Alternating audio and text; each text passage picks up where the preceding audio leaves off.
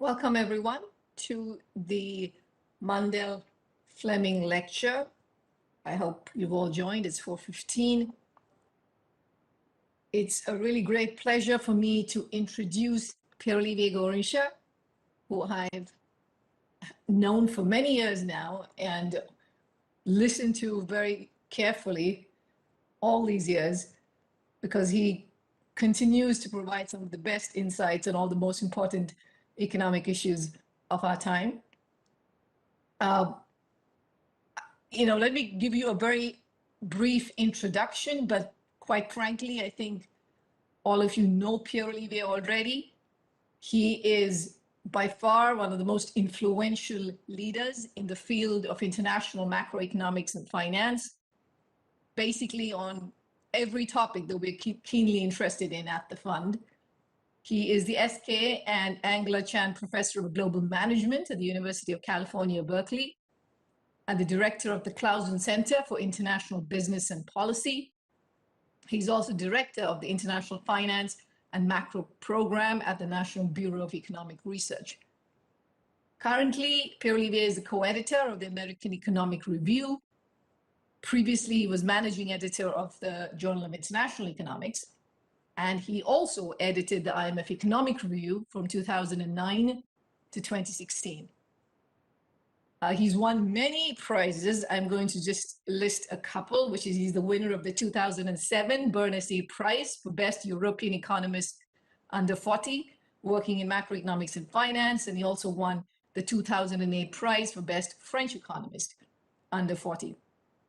Now, Pierre Olivier, as we all know, is a consummate scholar on all the important issues in international macro and finance. When you think of global imbalances and why capital flows north, Pierre Olivier had one of the seminal papers on this topic, where he brought in the lack of financial depth in many emerging and developing countries, which was one reason why capital flows north. More generally, he's had seminal contributions on the issues of safe assets. He's worked with me on the dominant currency paradigm. And I was looking at what he's been writing in these last couple of years. Again, he's written about the dollar hegemon, evidence and implications of policy makers, the questions on the euro area architecture, what reforms are still needed and why, the international monetary and financial system, monetary policy transmission in emerging markets. So like I said, basically every important issue that the fund deals with.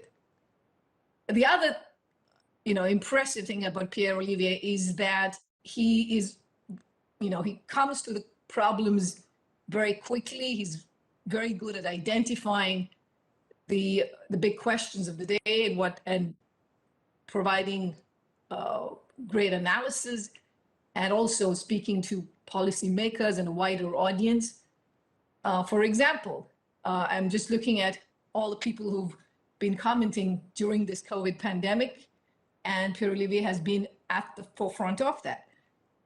In March last year, when we were just beginning to think about what this pandemic might do, he wrote a very nice piece on flattening the pandemic and recession curves. He continued writing on this crazy crisis, and most recently, he just put out a paper at the Jackson Hole Symposium in September on fiscal policy in the age of COVID. Does it get in all of the cracks?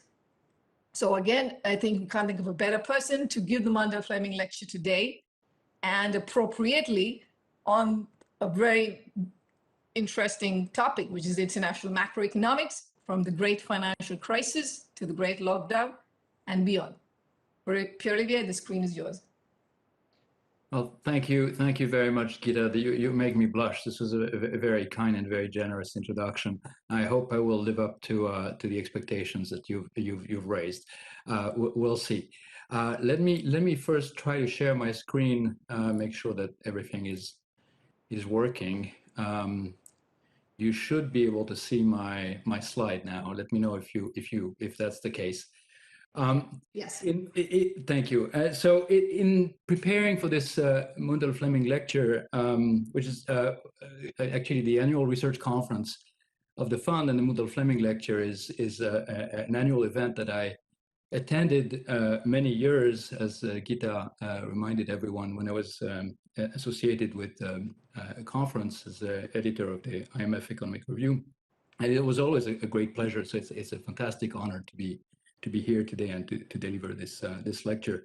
And as I was preparing for it, I sort of went back, and 2021 is an important year here, I think, for the Mundell-Fleming lecture. I mean, first, it's the year in which Robert Mundell left us, and you know, obviously is a co-host of this lecture in spirit ever since its inception. And 2021 is also the 20th year of the publication of the inaugural Mundell-Fleming lecture by Maury Opsfeld. It was given at the first Mundell-Fleming lecture in 2000, and was published in 2001. And in that inaugural Mundell-Fleming lecture, Maury gave a wonderful and very insightful tour of all the developments in the field of international macro, basically over the post-war period. Started with James Mead and Metzler, and then going on to the Mundell-Fleming model, but everything that happened after, and culminating around the year 2000 with the new open economy macroeconomic synthesis, which was a very important development in the field. And so I thought that what I would want to do in my lecture is sort of put myself a little bit in those sort of giant, in the company of those giants, and maybe offer a few steps forwards, and try to review some of the major intellectual developments in international macroeconomics of the last 20 years, and along the way highlight some of the remaining and some of the new challenges. Now, in doing so, I realized that I depart a little bit from the narrow theme of the conference, which is on the recovery, and so very much in the shadow of COVID-19. But I think that, at least in my view, that's the right perspective, because, you know, COVID-19 hopefully will you know, get further and further back in a rear mirror. And at the same time, some things that have emerged, some issues that have emerged related with this crisis are going to stay with us. And I won't sort of put myself in this sort of longer perspective. And as often is the case in international macroeconomics, over the last 20 years, the field has been marked by some internal dynamics in terms of some of the key questions, fundamental questions we try to answer and we try to make progress on. But it's also been marked by two major crises, the global financial crisis of 2008 and the ongoing COVID-19 pandemic. And both of these crises, in the words of Maury Opsfeld in his inaugural Mundell-Fleming lecture, provide inspiration for new explorations. The global financial crisis powerfully reminded everyone that not only emerging market economies and developing economies, but even the advanced world, financial frictions and linkages can be very important. And the COVID-19 pandemic, although it may be a little bit too early to really draw any conclusions on the long-lasting effects it will have on research and our understanding of the world, we can already see that it illustrates very powerfully the role of sectoral production frictions and linkages, especially across borders, and that's something that I'll come back to. So this is what I will aim to do. I will do so in two steps. I will first start from where Maury stopped, the new open economy macroeconomic synthesis, and discuss what I view as 4 dimensions of progress. And then I will sort of pick and choose and exert my freedom as I give this lecture, and pick 3 areas which I think are areas of particular interest. And one is about the implementation of monetary policy, or policy, not just monetary policy, but policy in emerging markets when there are shallow foreign exchange markets. And I will talk about something that I think is one way to think about this that I call basis control. Then I will want to review some recent developments, very interesting recent developments on the US external position, and discuss the extent to which we might be witnessing the end of the exorbitant privilege, quote unquote. And this will lead me to my final point, since this is a conference hosted by the IMF. I think these points bring up the question of how we should reform and strengthen the international monetary and financial system, And I will make an argument that maybe we should go in the direction of having the IMF as an elastic provider of global liquidity, and I will discuss ways in which this maybe could be implemented. All right, so let me go and address the first question, review some of the dimensions of improvement since the early 2000s. And here, I mean, obviously the new open economy macroeconomics, it's sort of new Keynesian models with sticky prices in the open economy have been phenomenally successful. They established themselves as a dominant analytical framework to study open economy macro questions, and quickly became a favorite tool in the policymakers' toolkit, and they provided a bounty of new insights going well beyond the sort of very reduced form Mundell-Fleming analysis. You can, among the things that the model allows you to do, you can do rigorous welfare evaluation. It clarifies many of the Mundell-Fleming insights, while at the same time retaining some tractable and simple aggregate representation. And it was building on a micro-founded dynamic general equilibrium model with much more rigorous micro foundations. So this was certainly a major step forward in terms of research and in terms of policy advice that we could provide. The central policy message in this emerging from this line of research, though, is that flexible exchange rates and some inflation targeting rule, credible inflation targeted rule, is often close to optimal in a variety of configurations. And that result emerges in part because at the core of this class of models, we have a very powerful expenditure switching mechanism that's tied to the fact that firms are setting prices in their own currency, and exchange rates when exchange rates are floating, it powerfully transmits movements in relative prices. And in the intervening years, as I said, progress has been made along many dimensions. I will highlight four. These are not the only ones, but these are the ones that I think are among the most important. I want to talk briefly about pricing and invoicing. I want to talk about sectoral and trade frictions and linkages. So these are sort of on the real side, if you want. And then I want to talk about cross-border allocation of capital and the role of financial intermediaries.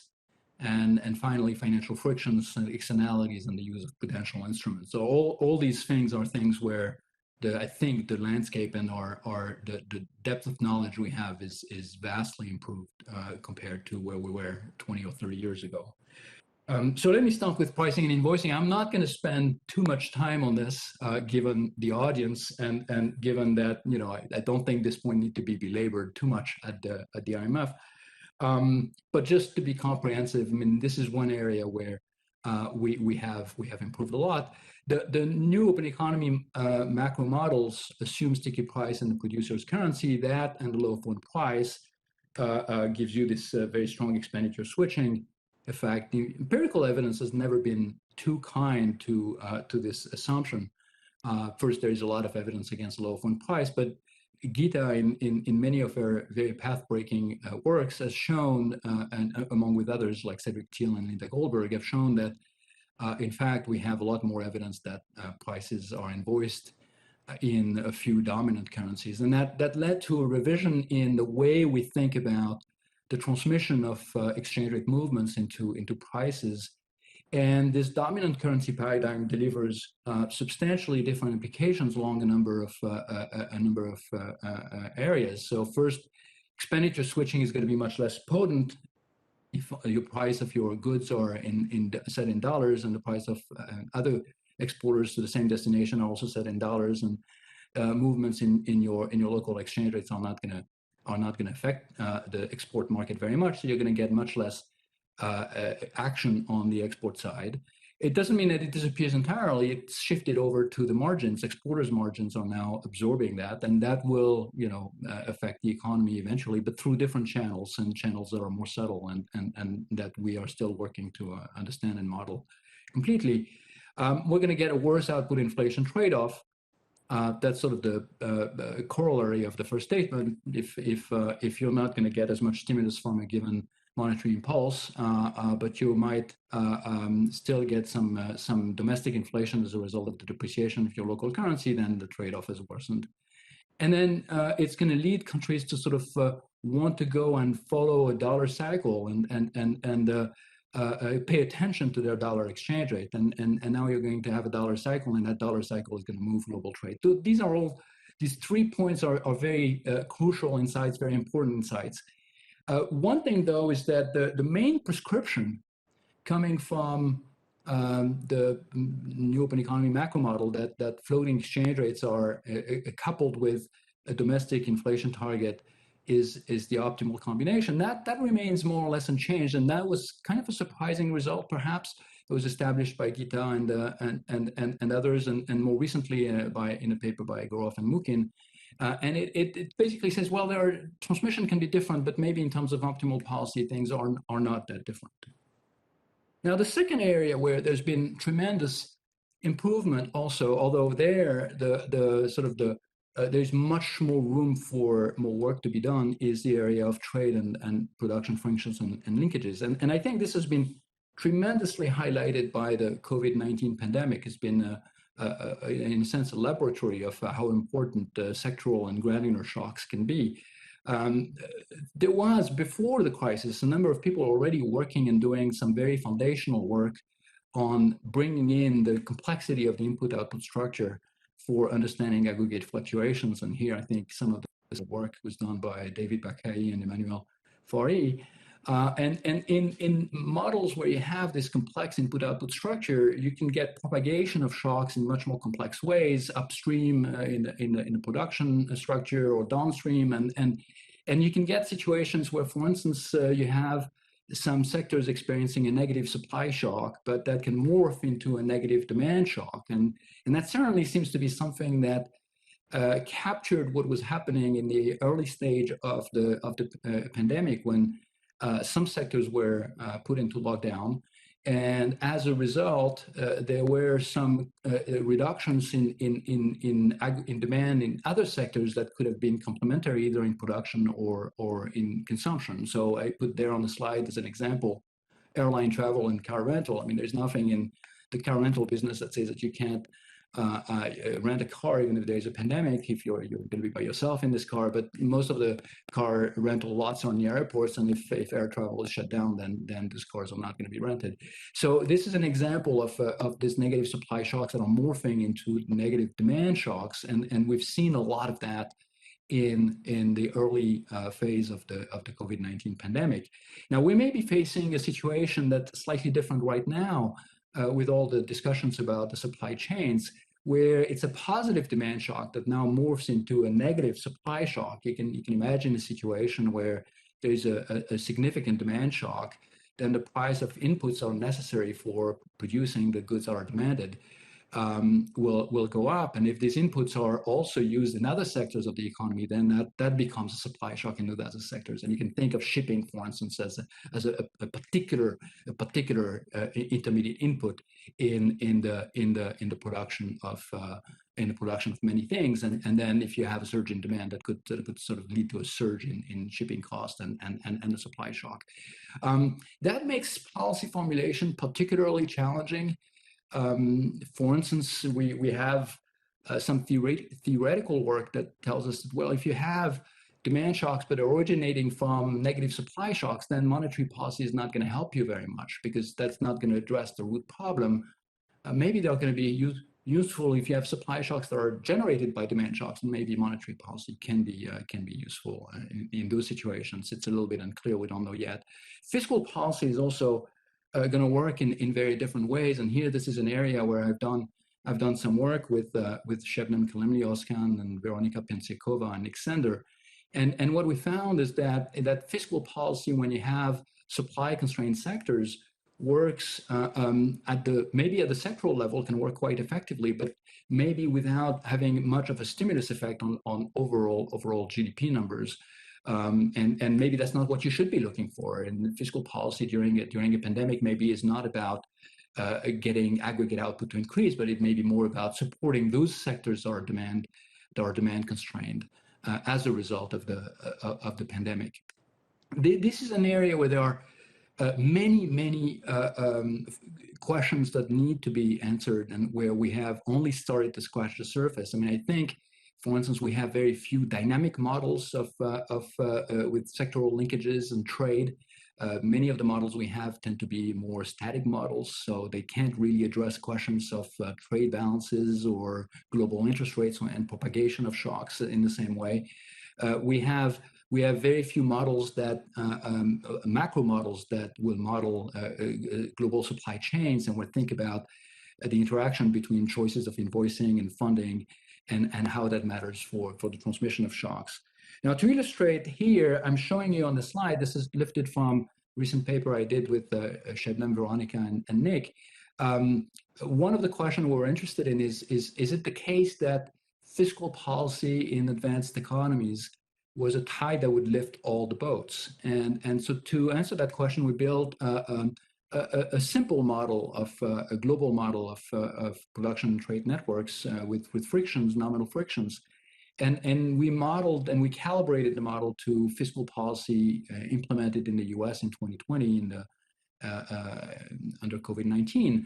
And then we looked at what the model predicted in terms of stimulus effects for other countries. And what we found is that the stimulus effects on the US were there. They were not enormous. I mean, the fiscal stimulus for the US was about 20% of GDP in terms of the size of the stimulus. And you see there on that slide, it's about 1.5% more output in our simulation. So it's a very low multiplier. As I told you, you sort of have to adjust your metrics when you're thinking about fiscal policy in an environment like this. But what we found was more interesting, perhaps, is that the spillovers to other countries were tiny. They are not even on the same scale here. If you notice, there are less than 0.5% in all of these countries, and they tend to be negative, so small and negative, and that points to sort of the importance of general equilibrium effect when you're writing these kinds of models. That these are powerful general equilibrium effects that are important. Now, I'm not claiming that this is the last word on these questions. I think this is just a whole research agenda that is opening up, and I think a lot more work is going to be done in this area. Now, the third dimension of progress is understanding the cross-border allocation of capital, and here there are three major status facts that I think most people at the fund certainly are aware of, and we'll remind them very briefly. First is the massive increase in cross-border flows and position, gross capital flows and positions. Actually, a lot of this and early understanding of this is coming from work that Phil Lane and Gianmaria Milesi-Ferretti have done. Gianmaria was at the fund during all the time. The second empirical fact is the asymmetry in the international financial system with the US sort of at the center and dollar and treasuries as global safe assets. That's something that we see very clearly, but I'll come back to that in a few minutes. And the third one is the global financial cycle, thanks to the very, very influential work of Ellen Ray, documentation that we have very strong co-movements in international prices and quantities. And just to illustrate here, I sort of recomputed the portfolio shares on gross assets and gross liabilities of the US going back to 1952. And you can see very clearly both the explosion in terms of gross positions here on the asset side and on the liability side, and also the difference in the composition here. If you look at the composition of assets and liabilities for a country like the US, they are very, very different. And then when you look at the global financial cycle, this graph here is showing you the global factor that Hélène Ray and Sylvia Miranda Agrippino have computed in their very influential work on this question, and together with the VIX, one particular measure of volatility or risk in the financial markets, and documenting the sort of very strong movements, at least until sort of the last 5 or 6 years. There's been a very, very strong movement between these two variables. So these are things that the early new open economy macro models were kind of ill-equipped to explain for two reasons. One is that these models typically had a representative household in different countries with excessively smooth stochastic discount factors, and so couldn't generate really the kind of movements you'd see in asset prices, and also these models tended to feature excessive levels of risk sharing, in a sense that you could achieve either through portfolios, but even through self-insurance if you didn't have access to many financial assets, or through equilibrium movements in terms of trade in some of these models. You would achieve fairly high levels of risk sharing, and it's certainly much more in excess of anything we observe in the data. And that's sort of the one way to think about the famous Backus and Smith puzzle. And I think a lot of recent research here has been tremendously exciting and making huge progress. So we've gone back and rediscovered in the last 6-7 years an old literature on portfolio balance models that was developed in the late 70s and early 80s. And here, people like Xavier Gebex and Matteo Maggiore and have been making tremendous contributions in bringing those insights back into the mainstream, if you want. And those insights are that, you know, we have global financial intermediaries, and they are crucial. They are a crucial piece of the architecture here. And those global financial intermediaries have various mandates. They have limited capital. They face regulation coming from different authorities, and they need to be compensated for the positions they take. And so these intermediaries will earn some sort of excess return rents or intermediation rents. And those intermediation rents will be very different from the kind of pricing relations you would obtain from a representative household making decisions about consumption, saving, and then portfolio.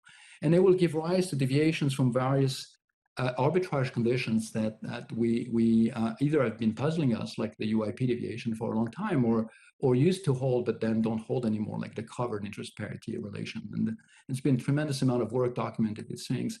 Then the second important observation is that fluctuations in the aggregate risk-bearing capacity of these global financial intermediaries is something that is going to connect markets, and that's going to generate a global financial cycle. That's going to make prices and quantities move in ways that might be similar to what we observe in the data. And the third one is one that I really think is very important as well, is that in the framework like this, quantities matter, because quantities determine how much intermediaries have to absorb, how much of the asset holdings they have to absorb on their balance sheet, and the intermediaries are constraining their balance sheet. This is going to control the size of the premium they're going to earn or require, and this quantities, the fact that quantities matter, means also that you have room for other types of policies, things like quantitative easing or foreign exchange interventions. Sterilized for foreign exchange interventions to transmit and connect markets in some profound ways. Now, all of this offers a potential challenge to the original Mundell-Fleming idea that floating exchange rates can provide sufficient insulation, because you could have, through the balance sheet of these intermediaries, all these different financial prices and quantities being connected. And so that's certainly one of the core insights behind Ellen Ray's dilemma versus trilemma paper in 2013 at Jackson Hole, and those are gradually being ported over into quantitative macro model. Although I would say that at this stage, the verdict is not that flexible exchange rates don't help, is that their effectiveness in terms of insulating various kinds of shocks might be more limited.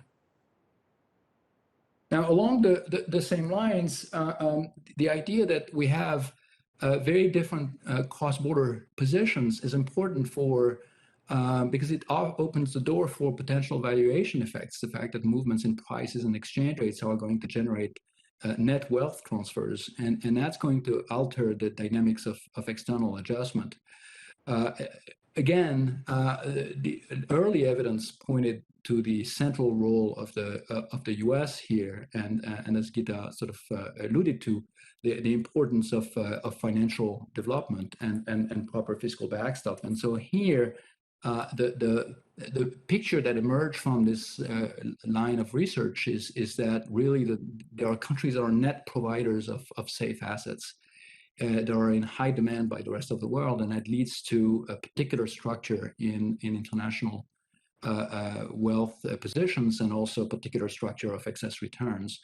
But of course, being a net provider of safe asset is something that is endogenous in a sense, and whatever is the excess return that you may earn as a result of that may be eroded over time. Something that Bob Triffin mentioned early on in the 1960s in the context of the Bretton Woods system, where he was worried about whether the U.S. would be able to maintain its position at the center of the Bretton Woods system.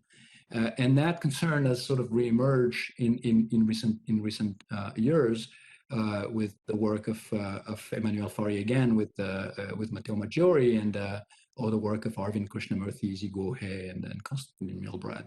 And that's a very important concern that we have going forward, that somehow the capacity to offer these safe assets is not unlimited, and could be somehow stretched excessively, and in a sense that connects to some of the papers, especially the paper by Ludwig and presented earlier today. Now, what I want to show you here is that, well, so far at least, it looks like this sort of insurance property that the U.S. External balance sheet is providing has not been impaired too much. So what I'm showing you on this graph is in blue is a measure of the external balance position that Hélène and I constructed, which we call NXA. It's a sort of cyclical component, so it sort of abstracts from the trends that might be driven by other forces, things like financial globalization or trade globalization. So it's a measure of imbalances. When it's negative, it means that the U.S. is becoming more of a debtor country or is running excessively large trade deficit. When it's positive, it's the opposite. And I put on the left-hand side this NXA variable together with the Ray and Miranda Agrippino global factor, and on the right I do the same thing with the VIX. And what I want to, the message is the same on each of these graphs. What I want to emphasize is how the cyclical component is responding every time there is a spike in risk. So you can see the spike in risk at the time of the global financial crisis. And this is telling you that the net foreign asset position of the US deteriorates quite significantly at that time. In other words, there is a transfer to the rest of the world. The same thing happens around the Eurozone sovereign debt crisis, but to a more moderate extent, and which is perhaps more novel, or in line with what we've seen before, but at least I hadn't computed the evidence until I prepared for this lecture. The same thing happened at the time of the COVID-19 crisis, where when there was a big spike in risk, there was also a worsening of the net foreign asset position. So in that sense, the structure hasn't been changing too much, but hold that in mind, because I'm going to come back and spend some more time on this. The final area where there's been significant progress is understanding the effect of various macro financial frictions and externalities.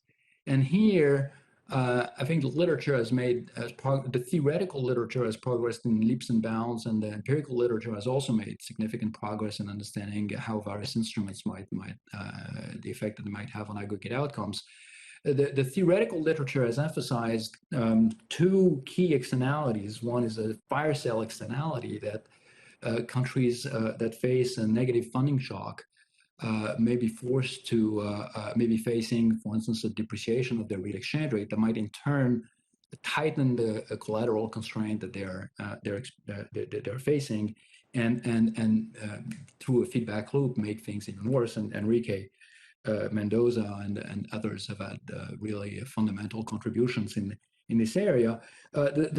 Notice that this fire sale externality tells you that the depreciation of the currency is making things worse.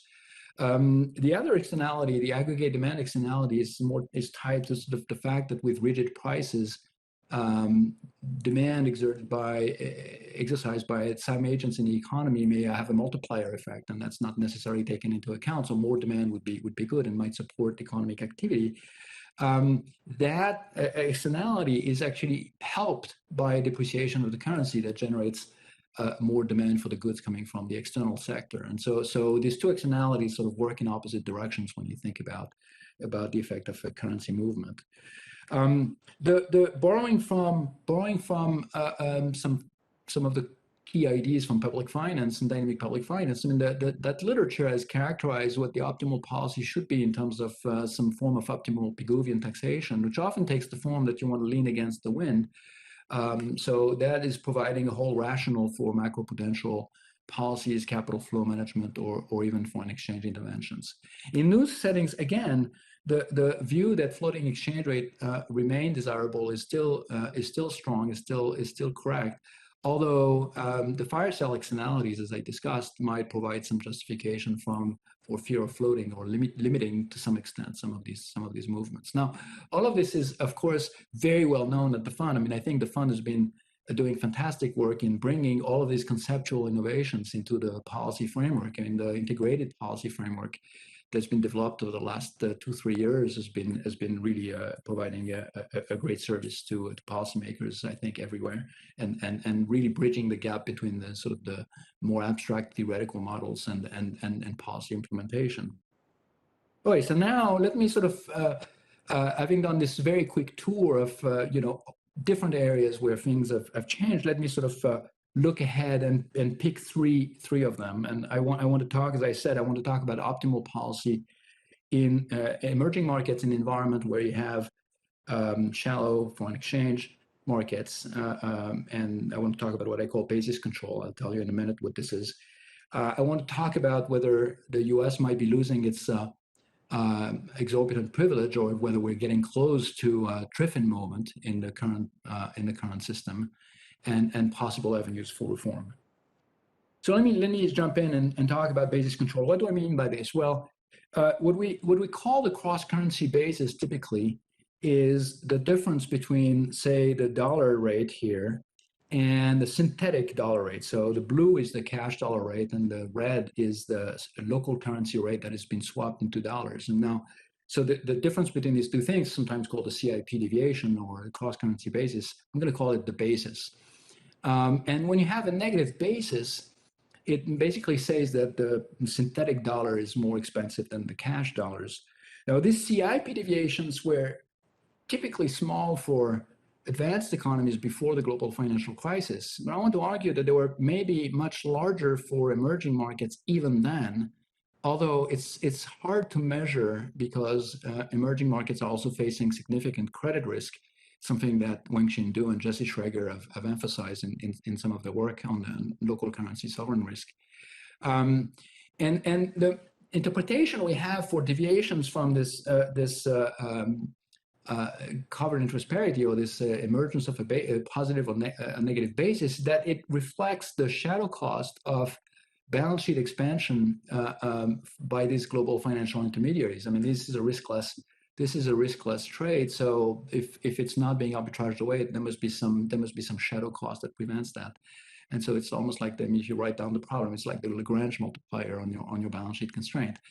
One of the things that Moriabsfeld has emphasized in a recent paper is that when you have a basis that is non-zero, it also means, from the point of view of the local country, that you're facing two different policy rates. You can rewrite it as saying that your local policy rate is I, but there's another local policy rate, which is the dollar rate swapped into local currency. And potentially this could create challenges for the transmission of domestic monetary policy, that you might have situations where you increase your local interest rate, but the dollar swap interest rate might be lower or might be higher and might not be marching to the same tune. And what I want to argue is that we can think of this basis, and maybe we can think of this as something that policymakers want to control directly, and I'll talk about that now. And so maybe we want to think about ways in which we supplement what would be an inflation targeting rule with what I will call a basis targeting rule. Now, to make ideas clear, let me just show you some data on CIP deviations for emerging markets. So what we have here on this figure is the well-known, on the left is a well-known figure for advanced economies, where I'm plotting the basis the way I've defined it on the previous slide. So when it's negative, it means the cash dollar is cheaper than the synthetic dollar. And we know that these bases have been tiny for the major currencies that I plot there. So the yen, the Swiss franc, the pound, and the euro, and they became much wider after the global financial crisis, and they remain large even after the crisis had receded. And it's only very recently, actually, when you look very recently in the last maybe 6 months, that the basis has become tiny again, although with some volatility. Now, when you do the same calculation for some emerging market economies, here I'm showing you a 3-month basis, so using sort of interbank rates for Korea, Israel, Malaysia, and Mexico. What you see there is of course a scale that is much different. I mean, it's not 250 basis points, it's about 1,000 basis points over the same period. So we have much larger deviations. But then, of course, this could be reflecting credit risk. So what you would want to do, in principle, is you want to cover that credit risk. Now, it's not easy to do. You can't do it just with a swap because with a CDS, the CDS is not going to do it because CDS are not triggered by domestic debt. So you can only trigger the CDS on the default event on foreign currency debt. So what you can do instead, and this is borrowing from and using some data that Weng-Xin Du very kindly provided to me based on her work with Jesse Schreger, is you can construct the CIP deviation using the borrowing the yields that supranational organizations are facing when they're borrowing in emerging market currencies. So I'm showing you here on the left, before the global financial crisis, I'm showing you this line in blue here and this sort of scattered line in orange at the bottom. These are CIP deviations. The blue one is for the Turkish lira using the borrowing rate, the rate at which the EIB, the European Investment Bank, was borrowing in Turkish lira. Now, the EIB has full faith and credit as a supranational institution. There's no credit risk. The orange one is the real rate for KfW. KfW is like a sovereign wealth fund for the German government. So it is fully backed by the German government. And so here, what you can see is compared to the other bases for the other major currencies, you can see that they were much bigger, even though there was no credit risk. They were not 1,000 basis points. They were clearly in the range of maybe 100 to 200 basis points difference. And so these are kind of what I want to think of as the kind of pure CIP deviation that emerging markets might be facing on their risk-free trades, regardless of the credit premium. Now, if you look post GFC here, after the global financial crisis, what's interesting is now the orange line and the blue line for the Turkish lira are not very different from the CIP deviation we observe for advanced economies. So in a sense, things have become more similar between emerging and advanced economies, but these deviations were there before. And so if I want to think about what this deviation does, I'm going to present to you a very naive, very simple model, but it's going to illustrate how basis control can come into play. So imagine that you have a country that is producing some non-traded goods and it has some traded goods that is an endowment. So non-traded goods are produced with labor, and that country can borrow in dollars on international markets, but it's facing a supply of dollars that's going to be a function of that spread, XT, the spread that the intermediaries are going to charge. So this is how much more expensive the dollar borrowing is going to be for that country compared to the risk-free dollar rate in international markets. And so this XT is really just exactly the opposite of the basis, the way I define it. So it can be the difference between the dollar borrowing rate and the dollar rate, the cash dollar rate. So that's going to give you a supply of dollars that is going to be a function of that spread. It's also going to be a function of this omega T here, which is the risk-bearing capacity of these foreign financial intermediaries. And when omega T is 0, they're not willing to lend under any conditions. If it's infinite, they're willing to lend arbitrary amounts as long as there is a difference in interest rates. And then you can represent the demand for dollar debt using a simple sort of consumption smoothing motive. So here I'm showing you what happens under a very simplified model where you have unique elasticities and discount rates 10 to 1. This basically is going to be the difference between the income you expect to receive in the next period and the income you have today, net of repayments of any maturing debt. And so that's the amount of dollars that you'd like to borrow today. And so you see that you combine this demand and the supply of dollars together, and that's going to tell you in equilibrium how big is the spread you're going to face, this XT, this basis, and how much you're going to borrow. So now we can represent this graphically, and I'm going to put the amount of dollar debt you take on today on the horizontal axis, D star, and I'm going to put that basis on the vertical axis, XT. And the supply of funds is this straight line here. That's this D equal omega X. And this downward sloping line here is my demand for dollar debt. A higher basis makes it more expensive for me to borrow, so I'm going to borrow less. And equilibrium would be at a point like point A. Now, in a world like this, you can ask yourself, what happens if there is a sudden stop? If all of a sudden the risk-bearing capacity of the foreign intermediaries becomes smaller, or if there is a risk-on, risk-off switch, and they are subject to tighter regulation or whatnot, and that's going to rotate this the funding line here, make it more difficult to obtain funding, and you see that the economy is going to move from point A to point A prime. You're going to borrow less, and you're going to face a higher interest rate. So now there's nothing you can do about that. The economy can't. There's nothing the policymakers can do to avoid this. There's nothing monetary policy can do to avoid this here, because it's all about dollar borrowing, and there's nothing you can do about that. And the problem is that when the economy borrows less, it's going to consume less tradable goods. And if it's consuming less tradable goods, then it's possible it might enter into a recession on the non-traded sector. And so that's where monetary policy can come in. And monetary policy could be saying, well, I'm going to try to depreciate the currency to make sure that there's enough demand for this non-traded goods and to keep the economy at full employment. Okay, so the depreciation here is basically not helping you on the foreign borrowing, but it's helping you in terms of stabilizing your own economy. But you can do better than this, and this is where basis control can come in. Suppose that you say, well, okay, I understand that if I might face a recession tomorrow if my exchange rate doesn't depreciate enough. What could I do? Well, you're facing two externalities here. One is in terms of trade externalities, the fact that if you borrow, you're going to have a higher interest rate. That's the standard intertemporal terms of trade externality. And the other one is this aggregate demand that no one takes into account the fact that if they were to spend more, then there would be more aggregate demand in the non-traded sector.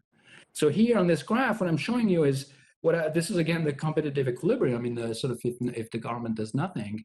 But what happens if you're the government here, and you could say, okay, well, I'm going to try to sort of, if we avoid a recession, what I would want to do is I would want to avoid paying this high interest rates to the rest of the world. So I will move to this funding curve here. I will try to reduce the borrowing, and I will try to reduce the basis. I will keep the basis tight if there isn't a recession. If there is a recession, on the other hand, well, then that aggregate demand externality is going to be very important to me. I want to avoid the economy being in a recession, and that means I need to make sure that we're going to be able to have high levels of aggregate demand. And so in that case, I'm going to relax my aggregate demand for dollar funds. And so in normal times I might be here, but then when the sudden stop occurs, I might let go. I might let my basis slip because I want to make sure that we're borrowing. We're not reducing borrowing. We're going to expand it. And so here's an example of actually trying to think about this in terms of the basis that you're going to be facing. And I'm going to show you in a minute that you can actually write it in terms of a policy rule. And now this is exposed, but this is crisis management, but you can also think about it ex ante. You can say, okay, well, maybe we're not in a crisis today, but we're thinking about being hit by a crisis tomorrow.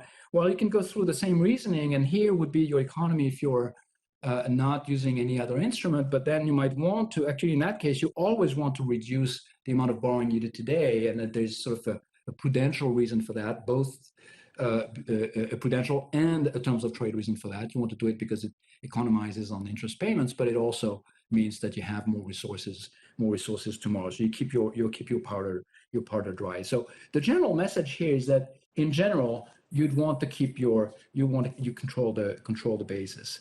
Now that means you could represent things by saying, well, is there a particular, for instance, a tax on capital inflows that we would want to implement? And could I represent this tax on capital inflows just in terms of what the basis is that I face, and that's something I can read off the markets, or maybe whether I'm in a recession or expect to be in a recession. In the particular model I just showed you, it's completely trivial. You can do it by paper and pencil, and you can actually solve for what the optimal tax on capital inflows would be in normal times if you're outside of a recession. And in a recession time, I mean, in one case you would tax capital inflows, you try to reduce borrowing. In the other case, you would subsidize them. But the general question that I think is useful here is, instead of thinking about optimal policies that can be these very complex objects in terms of things that we don't really necessarily observe and control, is to use some simplified rules in terms of observables. And the main point here I want to make is that the basis is giving policymakers a direct observation in terms of the balance sheet cost for financial intermediaries to provide resources, but also the flip side of this is also giving the shadow cost to the policymakers of getting an extra unit of borrowing. And so by targeting directly that basis, it's possible to improve upon just a simple floating exchange rate and inflation targeting rule. I'm going to skip this slide here. You could try to implement this using foreign exchange interventions. It's not as efficient for the usual reasons that foreign exchange interventions have a quasi-fiscal cost, and so they're going to move the basis in actually opposite directions of what you want. You might still be able to improve outcomes, but you're not going to reach the constrained Pareto optimum. It's sort of, in a sense, it's a third best, but you can actually apply the same kind of ideas. Now, let me get to my second looking ahead point. Are we getting closer to a triffing moment? And here, much has been written in the last 20 years about the increased centrality of the US dollar for the international monetary and financial system, both for trade invoicing, international security issuance, cross-border banking, international reserve holding, anchoring, etc. The cornerstone here, a cornerstone of the system, is the stability of the dollar and US treasuries as global safe assets. And that generates, and we have seen, again, one of the papers today at the convenience yield on government debt. We've seen that this generates a convenience yield. And that relaxes the US, in the case of the US external constraints. So there's both a price dimension and a quantity dimension. And I want to talk a little bit about both. And the point I want to make here is that there's growing evidence that the US external balance sheet is showing signs of stress, both on the prices and on the quantities. And that's something that has been worrying me a little bit. So here's a graph on the quantity side. So if we plot the net foreign asset position of the US, that's the blue line. This is just lifted off the wonderful integrated macroeconomic account that now the BEA is putting together. Back when Hélène, Ray, and I started working on this 15 years ago, we had to sort of go and construct by hand anything that was before 1990, but now the BEA very conveniently has done this for everyone. And that's what you see on this graph. And in red is the accumulated current account. And the distance between these two things is a particular measure of the accumulated valuation gains that the US has earned. And much has been written about the fact that these accumulated valuation gains have been positive, and sometimes even very large, reaching about 40% here in 2007, 40% of US GDP. And if you look at this graph, you see here that, this has disappeared. That's something that Jonathan and his co-authors, Jonathan Niskold and Fabrizio Perry and Andy Atkinson have written about recently, and I think that's a very interesting paper documenting that this gap has disappeared. It's about now negative 10%. It's not even that it's zero. It's actually negative. It's become even worse since the COVID-19 pandemic. And mechanically, if you sort of unpack the different components here, much of this decline is due to the very strong performance of US equities and direct investment liabilities. So that's a valuation gain for the rest of the world. So that's most of what's happening in, say, the last 8 or 10 years of the data that we see there. Now, Jonathan and his co-authors argue that maybe this could reflect the fact that there's been sort of an unexpected increase in the profitability of US corporates relative to the rest of the world, and that certainly can be the case. I mean, I think there are good stories for why that might be the case, whether you think about innovation or you think about concentration and market power. But that would be sort of good news. That would be telling us, okay, well, we had a one-off event and nothing much has changed, and maybe in the future this valuation gains will reappear, and maybe all is well. And I want to argue that maybe things are not as rosy as that. And the first piece of evidence I want to show you is that if we compute, and this is sort of this measure of excess return is subject to a number of measurement issues, and so I don't want to put too much on this, but I still want to sort of discuss it a little bit. If I compute the excess return on gross external assets and gross external liabilities for the U.S., so the return on asset versus return on liabilities, this is not the return on net foreign asset position because this is not levered. But notice how this has been trending down over much more than the last 7 or 8 years. And the blue line is a 5-year moving average, and the red line is a 10-year moving average.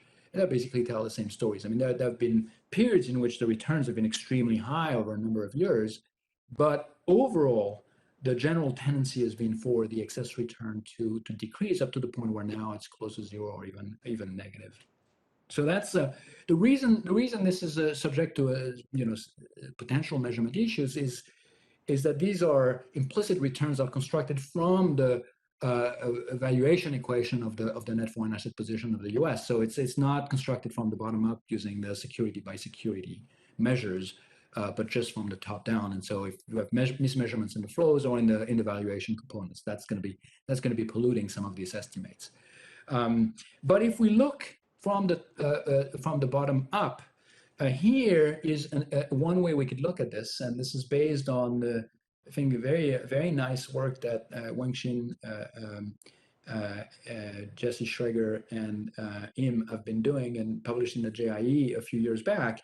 They look at the basis, this time computed using government securities at different maturities. So what you see there on this graph, the sign is flipped compared to their calculation, but it's exactly the same object, is the yield on government securities, U.S. government securities of maturity M, minus the swapped dollar return on the same securities of the same maturity for other advanced economies. And here, the advanced economies, I'm going to show you an average of Germany, Japan, Switzerland, and the UK. And the different lines correspond to different maturities from 3 months to 10-year. And the picture that emerges from this is that for most of the maturities, except maybe the 3 months, the excess return, in other words, the low borrowing rate for U.S. Treasuries has disappeared. In fact, now you have like a slight discount on U.S. Treasuries at these maturities. At the 3 months, it used to still be there, but if you actually look more closely in the more recent period, it's also gone. In fact, if we zoom in on the last year and a half, so since January of 2020, a very interesting episode happened in March of 2020 when we had what is called a dash for cash. And notice how during that episode, the 3 months played its sort of role as a safe asset. And so all of a sudden there was a convenience or safety yield on the 3 months that you didn't have on the other currencies. But that was not the case for the other maturities, longer maturities here at more of a discount. And so Ziguo He and Steve Nagel and a co-author kind of a tongue-in-cheek paper called The Inconvenience Yield of U.S. Treasuries. Now, you could ascribe this to plumbing issues, and there have been discussions about the fact that the treasury market was severely disrupted at the time. But you can also put that in sort of a broader perspective and notice that the trend here has been sort of going in that direction for some time. And so there is a question as to how much of a safety U.S. Treasuries are offering relative to other securities. Now, this is not to say that U.S. securities have become unsafe. They certainly have not become unsafe. Or this is not to say that somehow the world doesn't need safety anymore. I mean, in fact, if you look at the amount of securities that are negative yielding bonds in the world, it's not an all-time high, but it's still around 14% of GDP. So really what this is saying rather is that even though the safe asset scarcity is still there, U.S. securities may have lose some of their relative shine, especially at the longer maturity relative to other fixed income instruments. the Fed reserves and dollars, very short maturities, remain in very high demand. And this brings up an interesting question, which I don't think anyone has the answer to, which is how can we have a significant convenience yield on the dollar of very short-term securities, but not on the rest of the term structure of the treasury market? Can one exist without the other? Or in other words, to say the same thing is if at some point there is a disruption that happens on the treasury market that requires some form of backstop temporary from the Federal Reserve, what implications does it have for the dollar? And do we think that this is a situation where the dollar would appreciate? Now, the worry at the medium term is that, as other assets become more substitutable with treasuries, then you have an increased potential for large-scale rebalancing and repricing, something that a number of people have worked on in writing models of reserve assets and competition among reserve asset issuers. And that is the dimension along which this might be bringing us much closer to the Triffin moment than I certainly originally thought, even maybe just a year or two ago.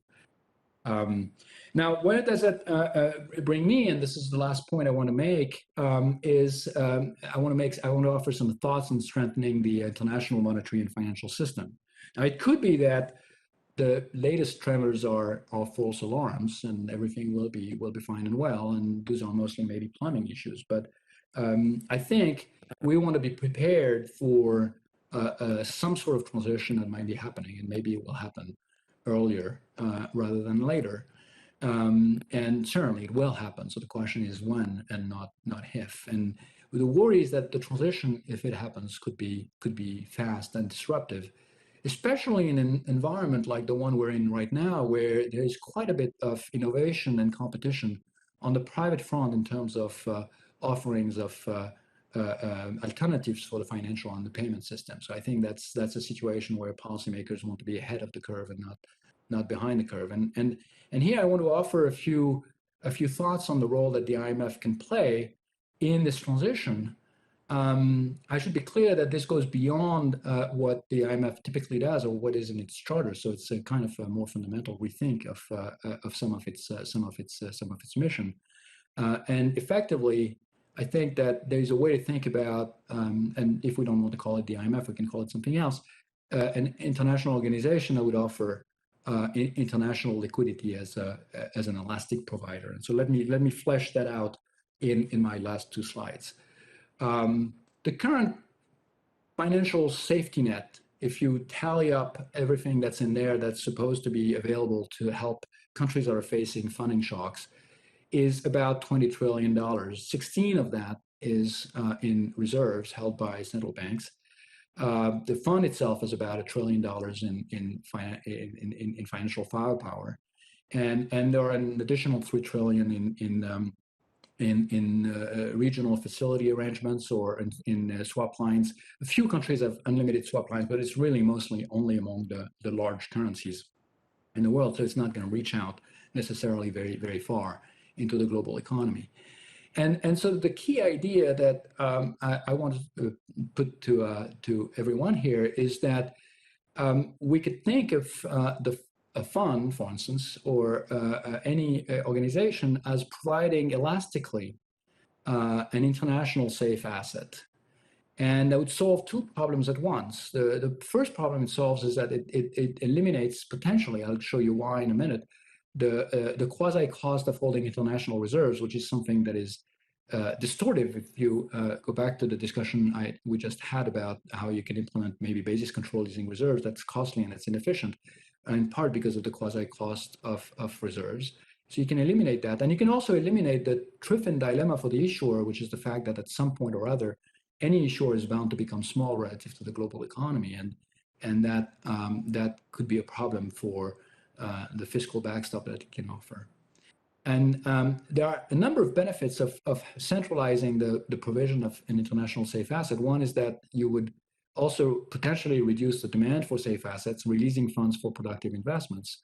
You would lower the likelihood of a ZLB and the associated problems for monetary policy. This is something that people like Luca Fornaro and Federica Romei have worked on the fact that these policies can be self-defeating at the global level.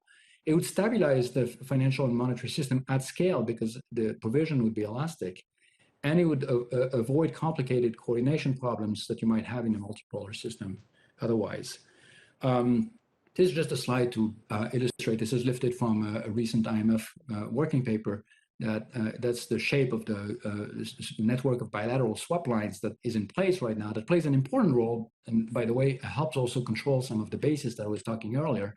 But it's a very fragmented and somewhat untested system yet, especially for the legs of the bilateral swap lines that are going out to emerging and developing countries.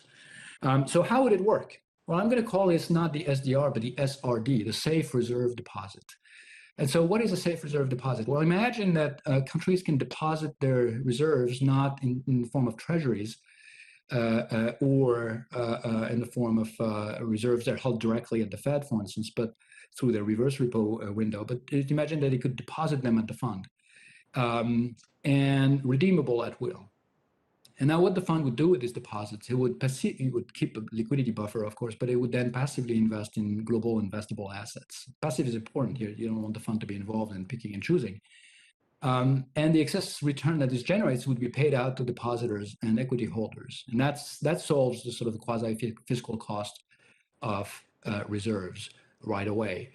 Now, if a single country or group of countries is experiencing a funding shock, that's not a problem, and liquidity buffers are sufficient to handle that. The problem is if you have a global crisis and all countries want to redeem at once, and obviously if the fund is invested in real assets, then it can be problematic. And so for that reinsurance leg, you have to rely on standing swap lines with major currencies that would be collateralized by the IMF's investable assets and would therefore be the backstop in terms of providing liquidity. Notice the difference with SDRs. SDRs are drawing rights. Here, there's no drawing right. You're increasing the supply, increasing your deposits. If you want to have more reserves, you have more reserves. You just increase your deposits at the fund. You have more holdings of this safe reserve deposit. And that increases elastically. That means that we solve the problem of the safe asset scarcity that has been pushing real rates very, very low and hampering effectiveness of monetary policy in many parts of the world. Now, it doesn't rob the IMF of any of its core missions. It can still do surveillance, conditionality, and technical expertise. Whenever countries need to go beyond their deposits and equity quota, they would still need a program. And so there is a role for all of the core missions of the fund, just as before. There are questions about fund governance, but let me not get into that. And eventually, you could even imagine that this SRD, this safe reserve deposit, could become traded and used as a medium of exchange and a unit of account. And then you would sort of complete the switch from a dollar-centered system to a system that would be centered on a pool of reserve currencies that would be provided elastically in times of crisis. This is, of course, a little bit out there. I'm sure there will be a lot of questions and a lot of concerns with something like this, but at least this is one of the directions in which we could go that would solve a number of the core problems that we are facing today and are likely to face in the future and have certainly been exacerbated by the COVID-19 pandemic. So let me conclude. 21 years after Maury Obstfeld's inaugural Mundell-Fleming lecture, much progress has been accomplished in my view. The theory is increasingly able to incorporate economic and financial granularity on the financial side, on the production side. There are dimensions of heterogeneity that we are able now to incorporate, and they're very, very important. Cross-border data collection efforts that are sort of essential to good theory in a sense, and good data needs to go with good theory is being done as we speak by various organizations and is also tremendously exciting. And the toolkit for emerging and advanced economies is being redesigned in, I think, fundamental ways. Transition might be underway. We better be ready. And I think the fund has an important role to play. Thank you. Thanks a lot, Pierre Olivier. Quite a tour de force there. You know, we have too few minutes to delve into all the different issues you brought up, but we have some time for some questions. So again, if you have any questions to ask, please put it in Q&A. If I may just make one correction in what you said, Pierre Olivier, which is you characterize the work of the integrated policy framework as translating complex ideas to policymakers. That is not what the IPF is about. There is a lot of the kind of optimal policy analysis that you were trying to do there in the section on externalities, which is exactly looking at this case when you have multiple externalities, including the pecuniary externalities or the fire sale externalities, but also the demand externalities, and you have multiple instruments. And how do you end up with doing optimal policy when you've ex ante and exposed on that? So there's a whole section on exactly on how do you do policy making when you have shallow FX markets. And just to clarify that this is much more than translation here. On that particular issue, in fact, one of the things we do look into is exactly right, which is what are the other kinds of measures policymakers should be tracking besides inflation, which is exactly, you mentioned the basis, but of course you can have problems in markets even if there's no breakdown of arbitrage, right? You can get movements in UIP deviations that don't all reflect fundamentals, but also reflect non-fundamental forces, and you can get wild swings. So even if you don't have a breakdown of arbitrage, which is close to kind of what the basis tries to capture, you can get all kinds of non-fundamental noise movements. And so tracking that is also very important, and it's something that we're doing.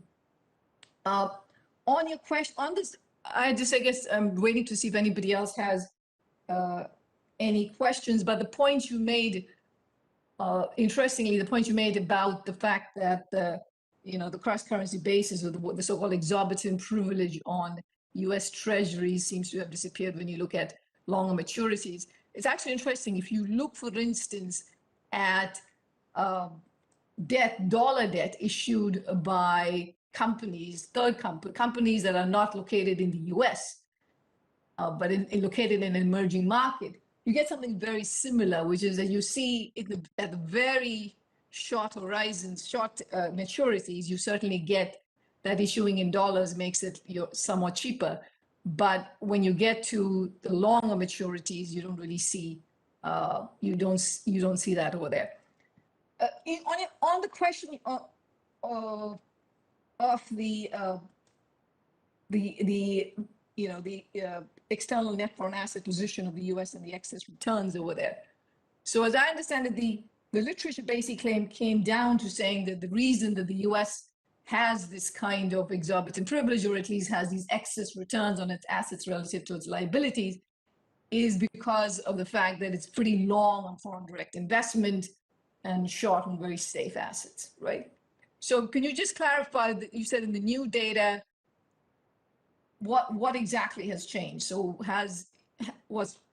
because I suspect that composition is still true, but has something changed in the returns on FDI for the US relative to the rest of the world? Is that where that comes from? So let me just leave you with that question. Well, thank you, Gita. And first, I certainly didn't mean, if it may have come out the wrong way. I certainly didn't mean to say that the IPF purpose was only to translate research into policy. It does a lot more than that. Actually, it's a very impressive piece of work in its own right, and it covers certainly a lot of ground there. With an eye towards making it, which I think is the right perspective, with an eye to make it operational, and I think that's where it's really essential.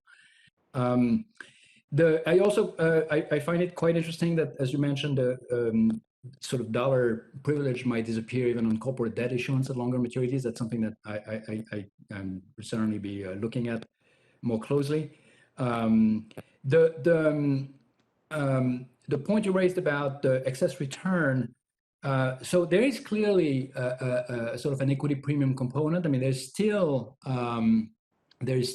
a composition of assets and liabilities that's tilted towards riskier assets on the asset side and safer liabilities on the liability side.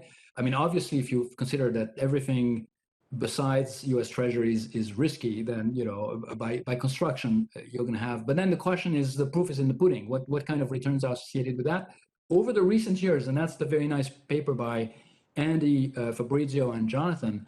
It's very clear that this very large excess return on U.S. equities and direct investment in the U.S. relative to the rest of the world is going to go in the wrong direction. Think about a world in which we would have, even if the U.S. only has an equity position that is 20% on the liability side, but if those 20% are outperforming, then that's going to eat into the valuation term. And that's sort of what they find for the last 8 years, and that there's no doubt that this is what's going on. What I point out is that if you extend further, that sort of risk premium term is declining because the composition has also been adjusting somewhat. I mean, there's been a lot more borrowing in terms of the debt issuance by the U.S., but the composition on the liability side has also been moving a little bit more towards risky assets. And so the combination of these two things is sort of what gives you what you find in the data. Thank you. I'm going to ask you we're slightly over time, but just one last question, which actually Antonio Spielenberger should be asking this question, because we've been talking about this for a long time, which is this view of complex global supply chains and cascading effects of if one node of that chain breaks down, and how that compares to the fact that in the data, if you look at how global trade has grown in terms of it's leveled relative to pre-pandemic. There's been a substantial increase in global trade in goods, right? Not in services, of course, collapsed, but trade in goods. So what you certainly saw is you're seeing the disruptions now. You're seeing very Leontief-like production functions for cars and autos because the absence of chips are creating problems. You're seeing that, but at the same time, if you want to think of the fact that there seems to have been some resilience with the fact that global trade recovered very strongly and well above pre-pandemic levels. So your views on that? Yeah, I fully agree with that. I mean, I don't think that, the data we have is even port activity is above pre-pandemic levels. I mean, if you look at we hear the stories about, the containers are sitting there and cannot be moved, and therefore the cranes cannot unload, et cetera. But overall, I think that's very isolated, and it's very U.S. specific also, by the way. And even then, port activity has been up. So this is why I think that this is a good case of, a demand shock, and certainly the demand shock was much stronger in the U.S. and other parts of the world, that is leading to more activity and delivering the goods, but at the same time increasing marginal costs for all kinds of other things. And then that is the thing that ripples through. The extreme case of this is you can't get the part that you absolutely need, and then you have to shut down. But that's just an extreme case. I think it doesn't have to be so extreme as that. And it certainly doesn't have to say that somehow trade has to collapse overall. You can still have bottleneck issues, even if overall trade is just going up. It's just everyone wants too much stuff at the same time. Thanks. I have a question from Prachi. Prachi, why don't you come in? I think you can unmute yourself, right? Yeah. Hi, Geeta. Thank you. It was very nice, and it'll take time to absorb the amount which Pierre Olivier presented. My question is, actually related to your other question, but also related to the fiscal, because the third aspect which Pierre Olivier showed on limited spillovers from fiscal policy. Admittedly, I've not read the paper. How if I think about limited spillovers to emerging markets, it doesn't conform with at least common wisdom, because that what explains the sharp recovery we've seen in the EMs, because there was limited fiscal support, there are lags in monetary transmission, exchange rate actually strengthened in some of these countries. So the common perception of the common wisdom is that basically the massive policy support in advanced economies lifted EMs. Have lifted the EM so far towards recovery, and I'm puzzled also because of what Geeta said. Is then how do we explain the sharp rebound in trade we've seen if it's, how do we make it consistent with limited spillovers from the US and other advanced economies' fiscal policies? Yeah, I mean, I'm happy to expand on that. I mean, we had an exchange with Gita at the time when we and the team that put together some of the IMF estimates when we circulated our numbers.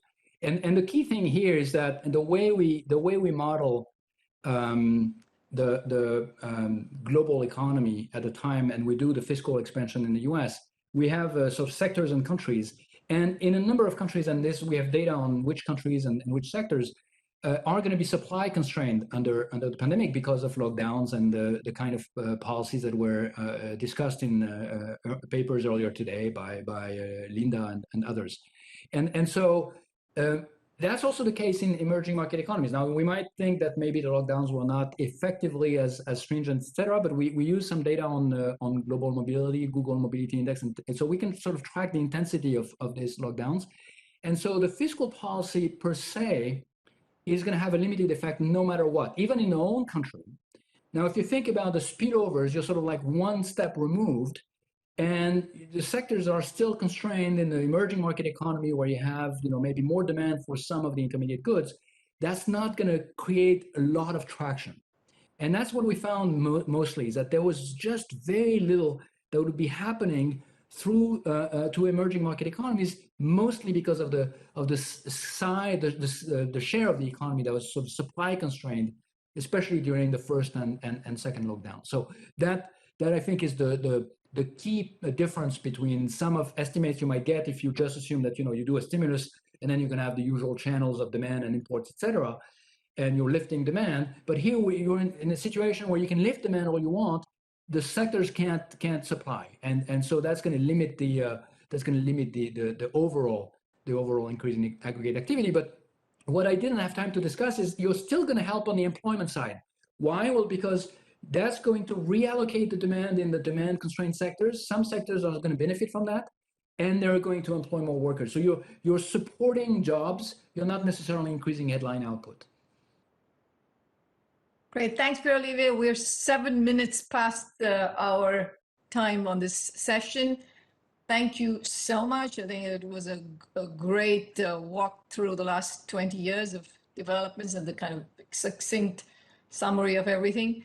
So thank you so much. And again, I think everybody here is very excited to have heard you on this topic.